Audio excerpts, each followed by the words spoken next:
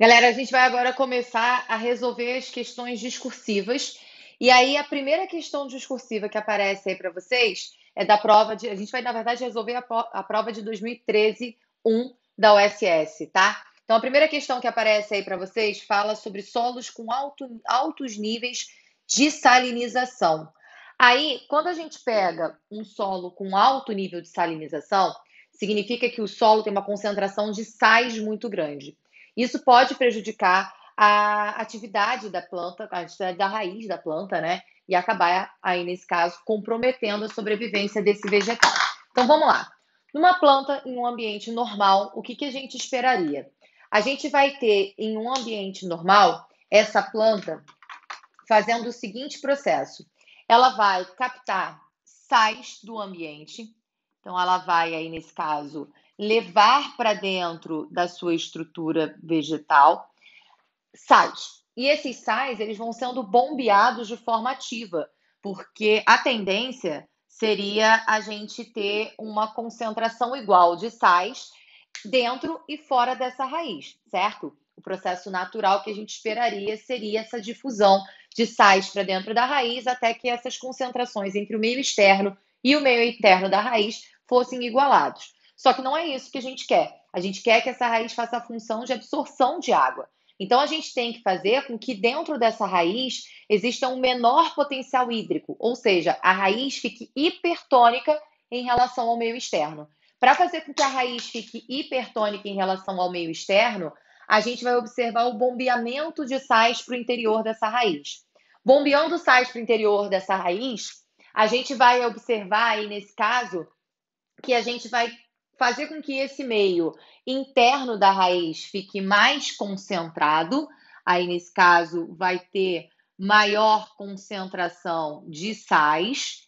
E esses sais que estão mais concentrados aqui no interior da raiz vão tornar a raiz hipertônica em relação ao meio externo.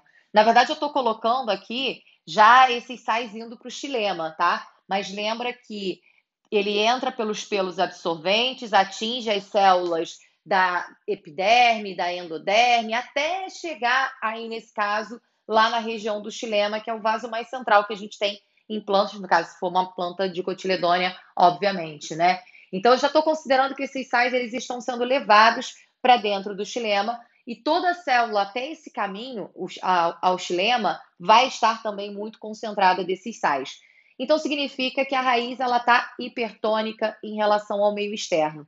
Devido a esse aumento da tonicidade que a raiz apresenta, a gente vai observar que a água que está aqui no meio externo começa a ser absorvida por essas estruturas radiculares. A água a gente sabe que vai ser absorvida pelos pelos absorventes. Então, essa região de pelos absorventes é aí, nesse caso, a região responsável pela absorção de água.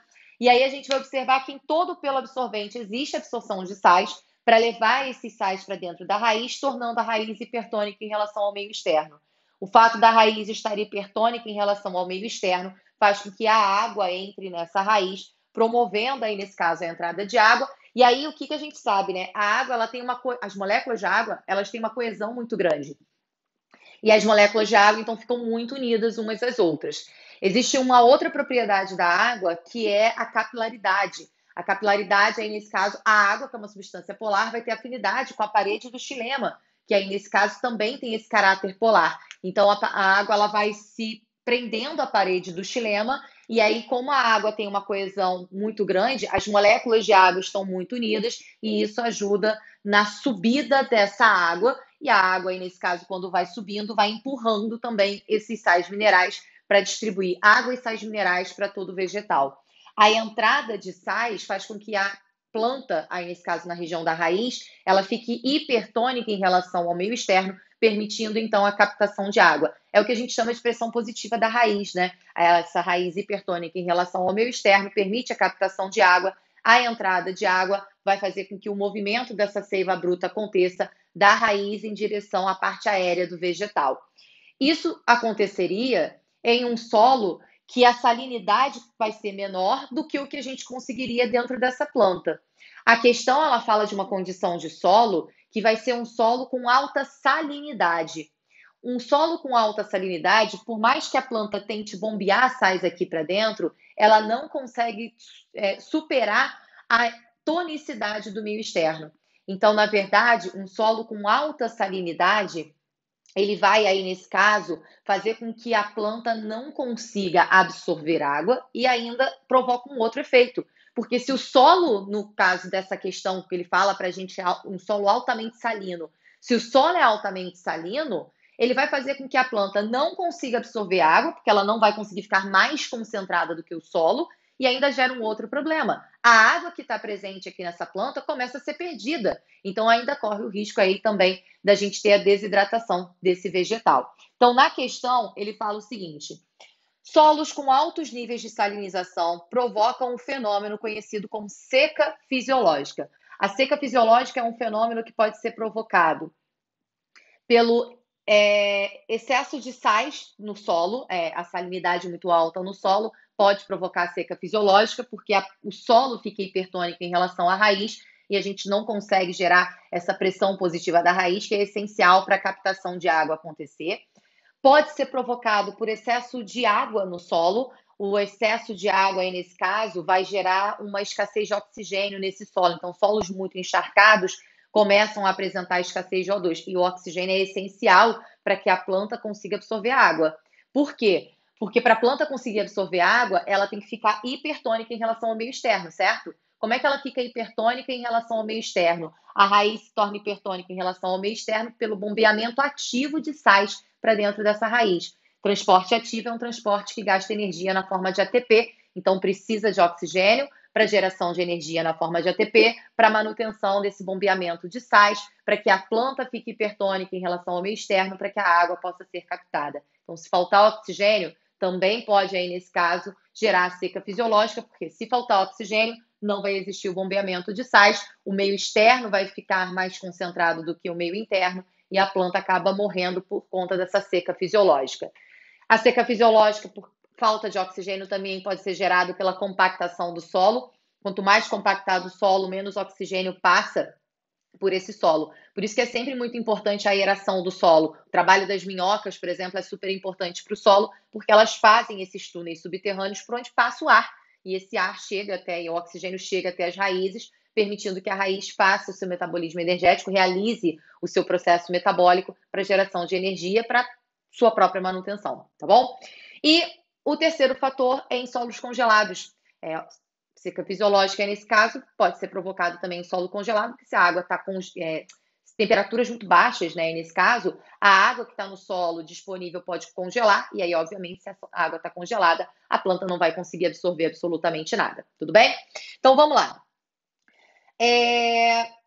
Aí ele fala, né, fenômeno conhecido como seca fisiológica, pois as plantas não conseguem absorver a água da terra. Lavouras de arroz, por exemplo, podem ter sua produção bastante reduzida devido à salinização da água de irrigação. Aí, nesse caso, ele vai justamente colocar essa condição de que a água que está sendo usada na irrigação da plantação de arroz, ela está com uma salinidade muito alta, o que aí, nesse caso, acabaria levando à seca fisiológica nesses vegetais.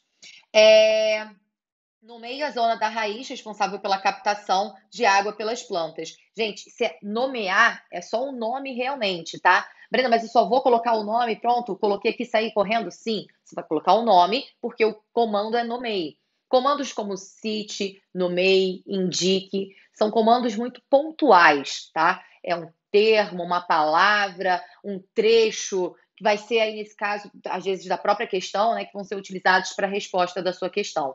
Então, aí, nesse caso, nomeie a região, zona pilífera, que aí, nesse caso, seria a região de pelos absorventes, tá? A gente tem aí, nesse caso, a região mesmo é zona pilífera, tá? A estrutura que está presente na zona pilífera, é a estrutura de pelos absorventes, mas a região, essa região onde ocorre absorção, é chamado de zona pilífera, tá? Então, aí, nesse caso, a resposta seria a zona pilífera.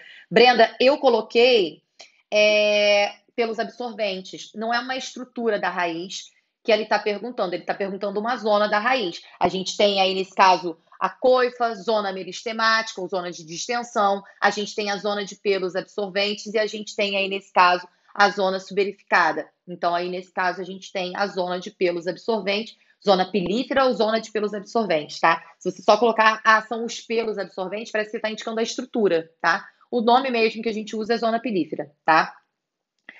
Apesar da gente ficar falando zona de pelos absorventes, o nome correto seria zona pilífera.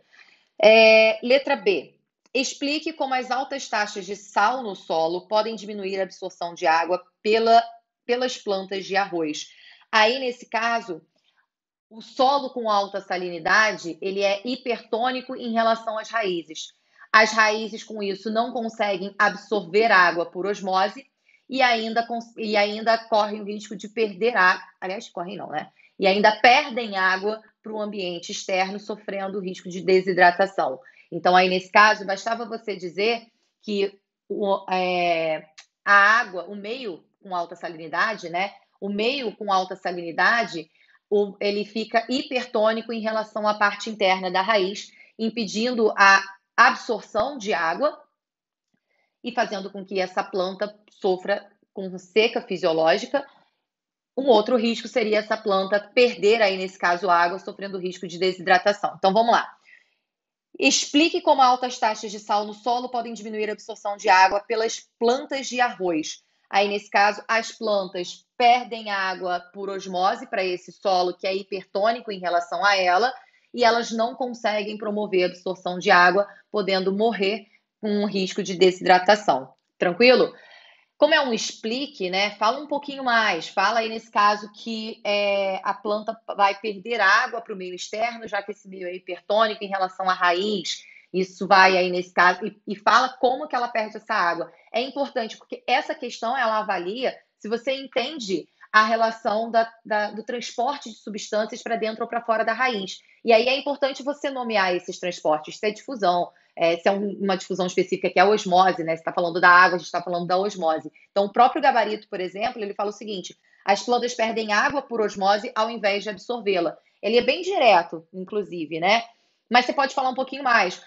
Como o meio externo é hipertônico em relação às raízes, a planta perde água por osmose e não consegue absorver essa substância, causando aí, nesse caso, a sua morte. Tranquilo? Então, no explique, você precisa, aí, nesse caso, desenvolver um pouco essa resposta e colocar conceitos que você sabe dentro dessa questão para que você possa fechar essa resposta.